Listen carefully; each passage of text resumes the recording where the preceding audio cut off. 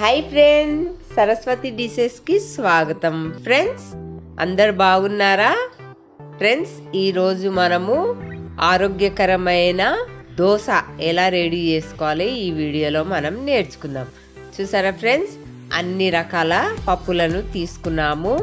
మనకు కావాలనుకుంటే ప్రతి ఒక్కటి వేసుకోవచ్చు. పప్పులు మనము కొన్నే వేసాము. చూడండి, మా వీడియో మీకు నచ్చిందా? నచ్చినట్లయితే లైక్ చేయడం మర్చిపోకండి.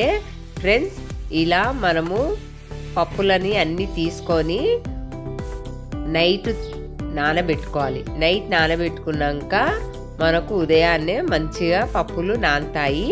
ఉదయాన్నే మిక్సీ పట్టుకోవాలి. ఫ్రెండ్స్, చూడండి, ఇలా నానాలి. మనం ఎందుకంటే మార్నింగ్ దోశ కానీ ఈరోజు మనము తయారీ విధానం చూపిస్తున్నాము. ఫ్రెండ్స్, మనకు ఈ దోశ తినడం వల్ల ఆరోగ్యంగా ఉంటాము. ఆరోగ్యమే మహాభాగ్యం. మనకు స్ప్రౌట్స్ కూడా మనం చేసుకోవచ్చు పప్పులతోని. ఇంకా స్ప్రౌట్ చేసుకోవడం వల్ల కూడా మనకు మాంసకృతులు అనేది వస్తుంది.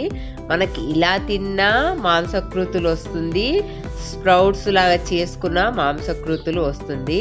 ప్రోటీన్స్, విటమిన్స్ అనేది మన శరీరంకి అందుతాయి. ఫ్రెండ్స్, చూడండి, ఇలా మనం మిక్సీ పట్టేసుకొని చేసుకోవాలి. కొద్దిగా దొడ్డు సాల్ట్ వేసుకోవాలి. మనము ఎక్కువ సన్న సాల్ట్ తింటూ ఉంటాము. ఈ మధ్యకాలంలో సన్న ఉప్పు తినడం వల్ల అందులో పోషక విలువలు ఉంటాయో ఉండవో కానీ మనకి థైరాయిడ్ అనేది వచ్చేస్తుంది.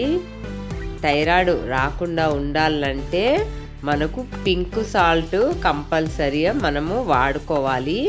పింక్ సాల్ట్ కానీ, మనకు సముద్ర ఉప్పు కానీ, దొడ్డు ఉప్పు కానీ తీసుకోవాలి.